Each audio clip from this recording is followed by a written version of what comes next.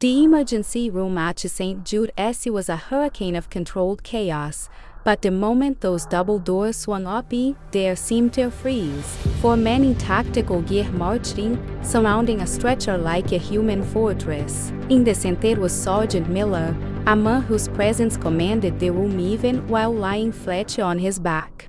The lead surgeon, Dr. Reese, barely glanced at the vital monitors before signing the discharge papers, claiming it was just a minor localized reaction to a routine vaccine. But as I reached over to adjust his gown, Miller's hand shot out, gripping my wrist with a strength that didn't belong to a sick man. For a split second, his sleeve slid back, revealing not a rash, but a glowing, rhythmic pulse beneath his skin, a sequence of violet light forming a geometric pattern that looked more like a circuit than a bruise. He didn't say a word, but his eyes were screaming for help while his mouth remained a rigid line of military discipline. Before I could gasp, he pulled the fabric door, hiding the anomaly once more. My name is Mylene, and I have spent 7 years as a trauma nurse in the heart of Seattle, thinking I had seen everything the human body could endure. I grew up in the quiet suburbs of Bellevue,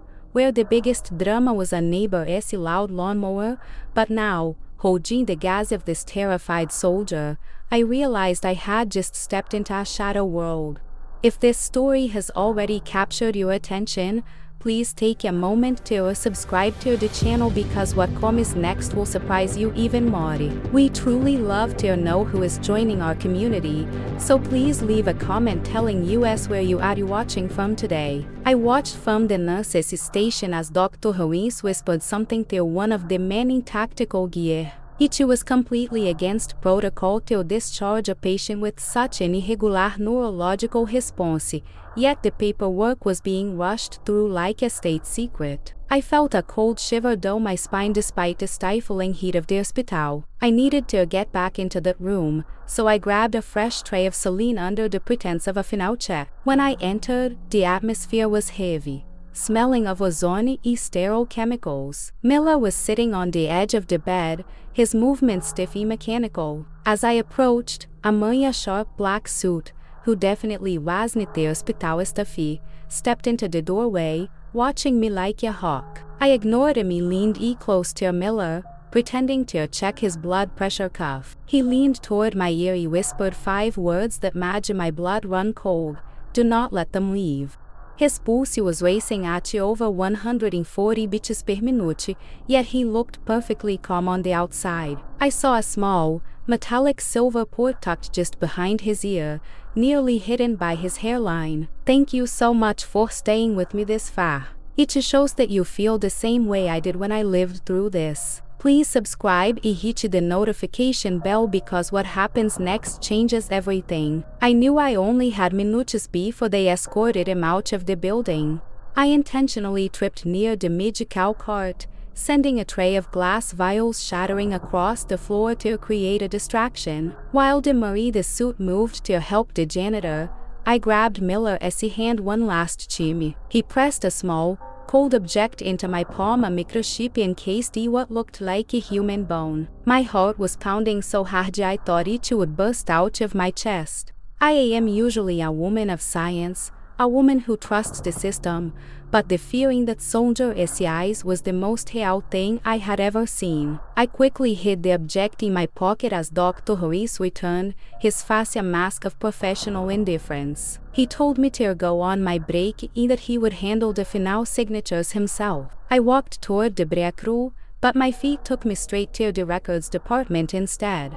Now I want to hear from you. Where are you watching this story from? Please write it in the comments. It is incredible to see people from so many different places following stories like this. In the basement of the hospital, where there is always 5 degrees cooler and smells of old paper, I logged into the system. I searched for Sergeant Miller's file, but when the screen loaded, my breath hitched. His entire medical history had been wiped and replaced with a single red banner between restricted access by the Department of Defense. He shouldn't have been able to see anything, but a glitch in the software allowed a single image to flicker on the screen, a radiograph of his arm. It wasn't the bone I was looking at. It was a complex lattice of carbon fiber and nanotechnology woven into his muscle tissue. Suddenly, the lights in the record room flickered and died. I felt a presence behind me, the scent of expensive cologne and gunpowder filling the small space. I froze, my hand hovering over the keyboard. Have you ever experienced something like this, where you had to hide a truth or remain in total silence to stay safe? The silence in the records room was suffocating, broken only by my own rapid breathing. I didn't turn around, but I knew the man in the black suit was standing right there.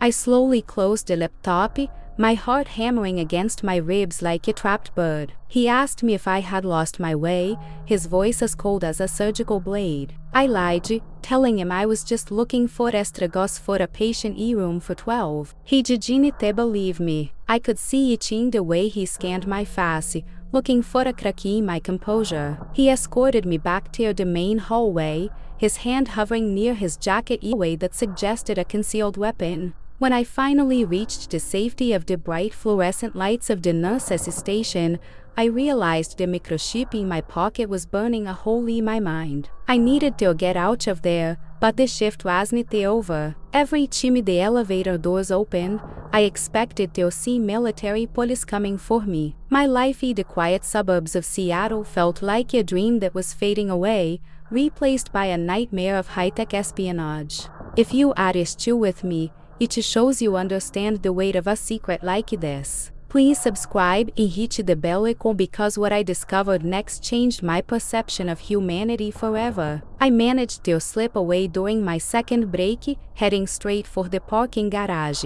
The air was damp with the classic Seattle mist, and the concrete walls felt like they were closing in. Just as I reached my car, a shadow moved from behind a pillar. It was Miller. He looked worse than before. The violet glow was now visible through the fabric of his heavy jacket. He told me that the implant was failing and the doctor wasn't trying to heal him, he was trying to deactivate him. The chip I held was the only backup of his original consciousness before the military started the enhancement program. He looked at me, not as a soldier, but as a terrified human being. He told me that if they caught him, they would erase everything he ever was.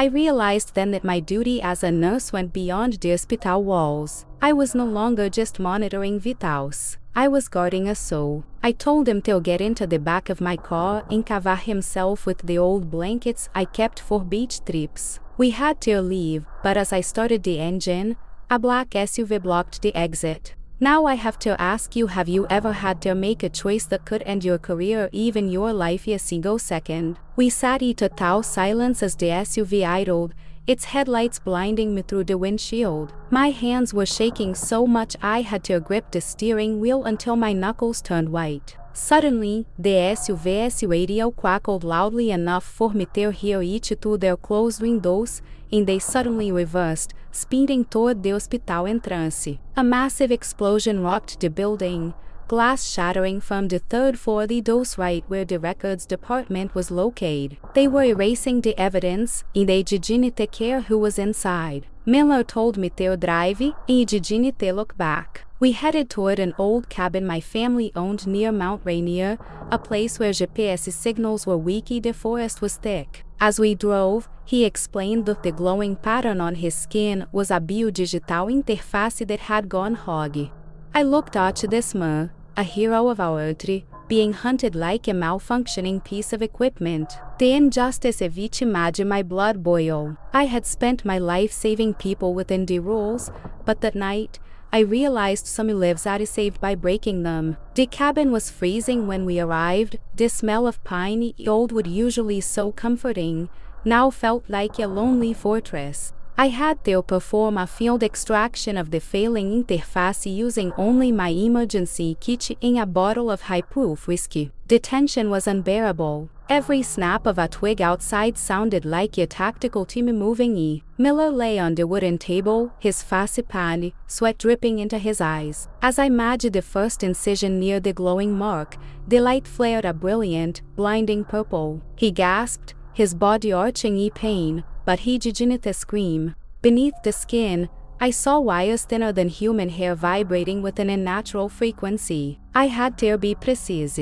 One wrong moving the device would self-destruct. I felt like a journalist documenting a secret that the world would never see. The controversy of what the military was doing to these men was sickening. For 3 hours, I worked in the dim light of a kerosene lamp, my nursing skills being pushed to a level I never thought possible. As the sun began to peek through the towering Douglas firs, I finally pulled the final strand of fiber from his arm. The glow faded instantly, leaving only a deep, clean wound. Miller's breathing leveled out, and for the first time, the tension left his face. He was free, but we were both fugitives now. He handed me a small burner phone and told me that the information on the microchip could bring down the entire program if it reached the right hands. He didn't stay with me. It was too dangerous. He disappeared into the woods before the mist had even cleared, leaving me alone with the weight of the truth. I returned to the city 2 days later, claiming I had been disoriented by the explosion. The hospital was under heavy guard, and Dr. Harris was nowhere to be found. They questioned me for hours, but I kept my face as cold as the one I had seen on the man in the black suit. I told them I saw nothing. I told them I knew nothing. Today, I still work as a nurse, but not at St. Jude's. I moved to a smaller clinic, far from the reach of the men in black suits. I often look at the scars on my own hands from that night and wonder where Miller is. The news sometimes mentions mysterious military accidents, and I know the truth is being buried deeper every day. I kept the microchip hidden in a place no one would ever think to look. I am just one nurse, but I hold the key to a secret that could change the world.